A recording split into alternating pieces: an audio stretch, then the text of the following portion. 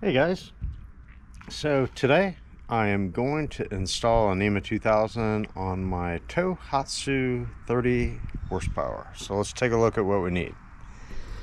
We're going to need a screwdriver, obviously, some Dow Corning silicone grease that's dielectric, and we're going to need our NMEA 2000 cable to your unit, a backbone, termination on both sides, power. I cut out my fuse because I'm going to wire it straight to a fuse box, and then of course the cable that we're going to need for the Tohatsu 30. So here's what I have. I have a 30 mfs30, pretty sweet unit. Right now I've got wired a hour meter, and I kind of want to get rid of that so I can see it all the time while I'm running instead of just not. So here you go, let's get into it.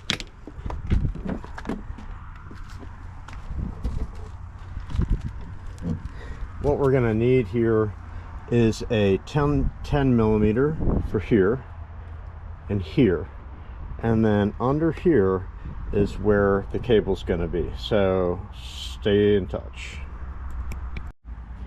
Okay, so now that we've got off the cowling side, and there's this little black plate right here that covers all these cables over, we're going to find the cable that matches the wire configuration, and it ends up being this one right here.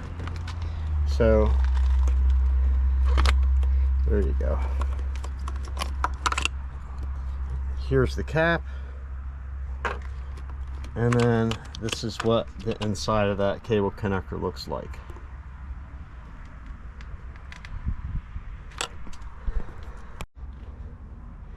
All right, now we've got this cable connected. I'm going to tuck it back up underneath this black cover here, and then run it through this seal and then down into the hold.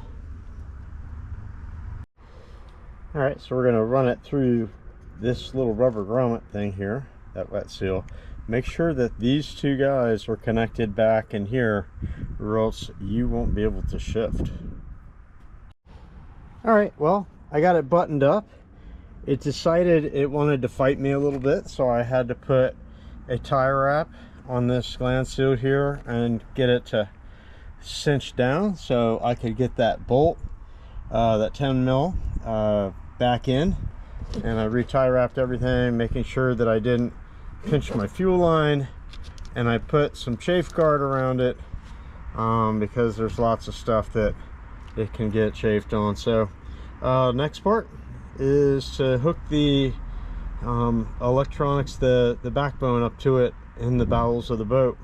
For now though, I'm gonna seal this guy up. We're all done. It was literally like 5 minutes to get the electrical part done, and get it back to the way it's supposed to be. So let's move on. All right, so let's show you what's inside here. I've got a regular house battery, and then over on the other side I've got 105 amp hour trailer motor battery, and my fuses are right there. I'm gonna mount my backbone right there. So let's get that done, and I'll show you pictures when I'm done. All right, well, let's do a wrap-up video here.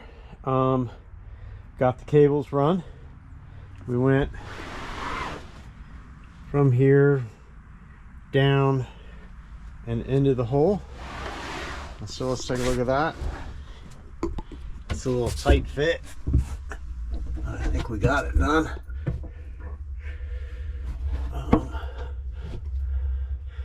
Ran it over there,